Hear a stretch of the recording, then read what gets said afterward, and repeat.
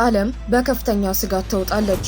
የአሜሪካው ፕሬዝዳንት ዶናልድ ትራምፕ በማንኛውም ሰዓት ሊገደሉ እንደሚችሉ የሚጠቁሙ ፍንጮች በመውጣታቸው ዋሽንግተን በከፍተኛ ድንጋጤና ጥንቃቄ ላይ እንደምትገኝ ተነግሯል።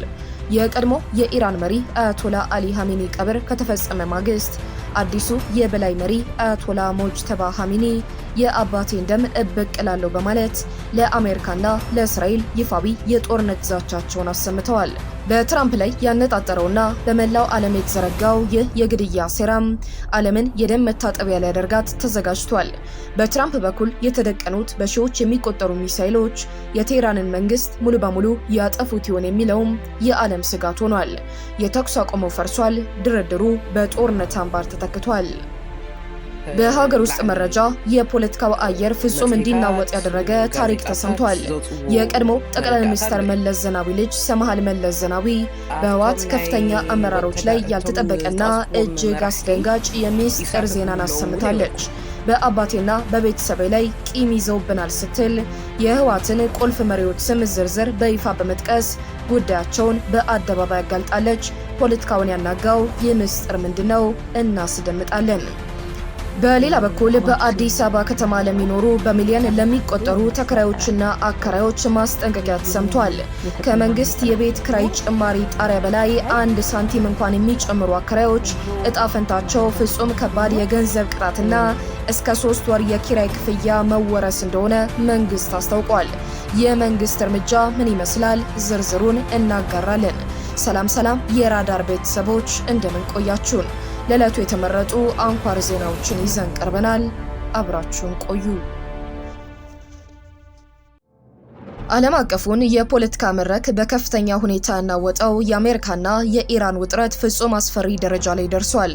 የቀድሞ የኢራን መሪ አያቶላ አሊ ሀሚኒ ቀብር ከተፈጸመ ማግስት አዲሱ የበላይ መሪ አያቶላ ሞጅተባ ሀሚኒ ለአሜሪካና ለእስራኤል ይፋዊ የጦርነት ዛቻን ሰንዝረዋል።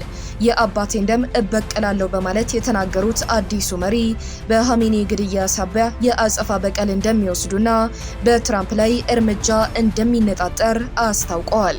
ይህንን ተከትሎ የአሜሪካው ፕሬዝዳንት ዶናልድ ትራምፕ በሰጡት እጅግ ከባድ ማስጠንቀቂያ ኢራን በእሳቸው ላይ የግድያ ሙከራ ለማድረግ ካሰበች ዋሽንግተን ቀደም ሲል ታይቶ በማይታወቅ ደረጃ የሚሳኤል ማት እንደምታወርድባት አስጠንቅቀዋል።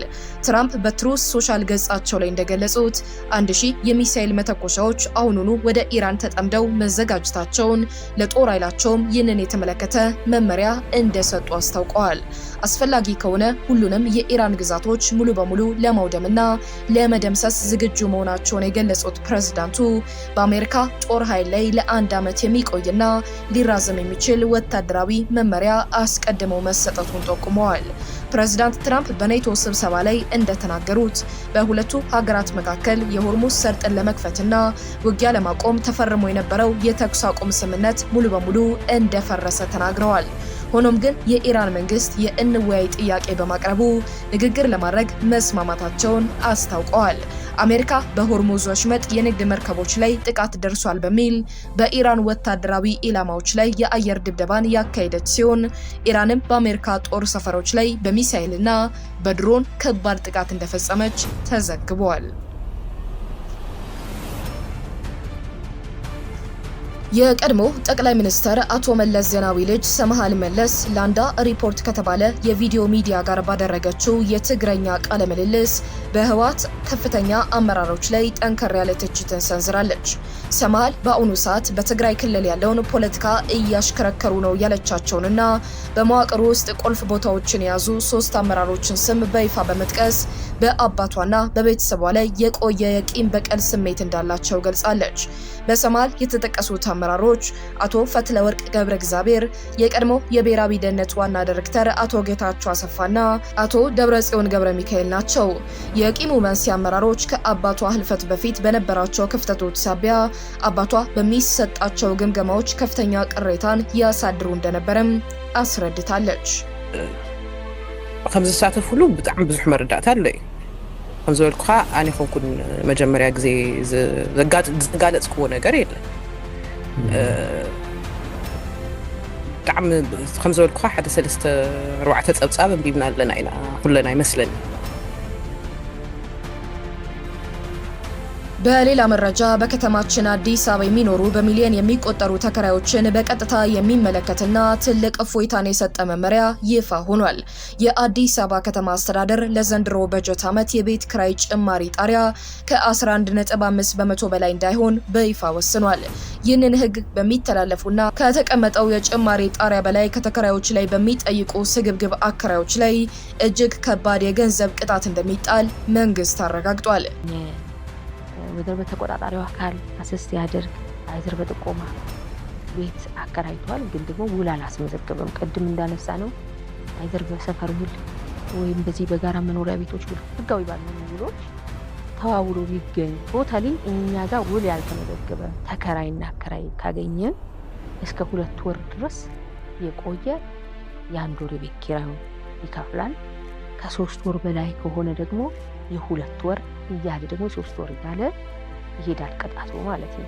ከኢቢሲ.ስትሪም ጋር ልዩ ቆይታ ያደረጉት የአዲስ አበባ ከተማ አስተዳደር ቤቶች ልማት ቢሮ ኃላፊ ወይዘሮ ቅድስት ወልደ ጊዮርጊስ እንደተናገሩት ህጉን በሚተላለፉ አከራዮች ላይ እስከ 3 ወር የኪራይ ክፍያ የሚደርስ ከባድ የገንዘብ ቅጣት ተጥሎባቸዋል ብለዋል።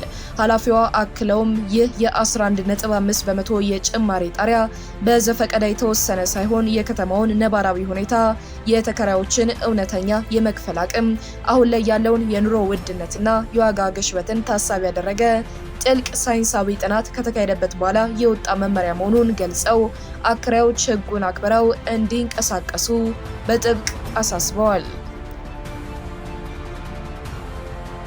ለዕለቱ የመረጥናቸውን ዜናዎች ወደ እናንተ አደረስን። በሌሎች የዜና ጉዳዮች እስከምንገናኝ ድረስ ሰላምና ጤና ለሀገራችን፣ መልካም ጊዜ ብለን ተሰናብትን።